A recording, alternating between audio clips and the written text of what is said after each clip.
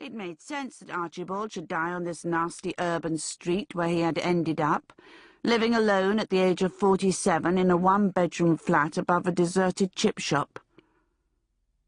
He wasn't the type to make elaborate plans, suicide notes and funeral instructions.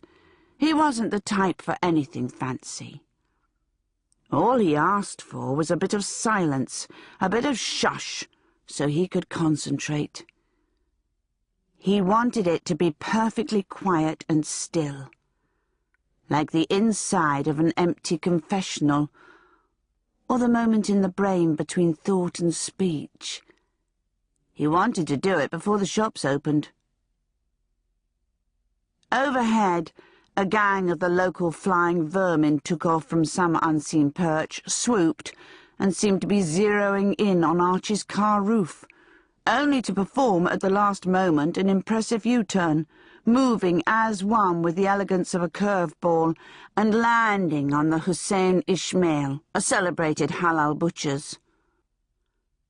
Archie was too far gone to make a big noise about it, but he watched them with a warm internal smile as they deposited their load, streaking white walls purple. He watched them stretch their peering bird heads over the Hussein Ismail gutter. He watched them watch the slow and steady draining of blood from the dead things, chickens, cows, sheep, hanging on their hooks like coats around the shop. The unlucky. These pigeons had an instinct for the unlucky, and so they passed Archie by. For though he didn't know it, and despite the Hoover tube that lay on the passenger seat pumping from the exhaust pipe into his lungs, luck was with him that morning.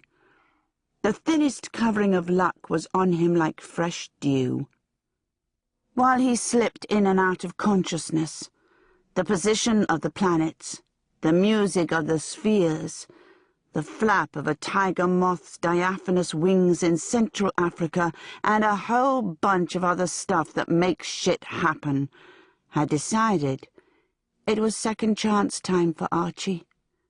Somewhere, somehow, by somebody, it had been decided that he would live.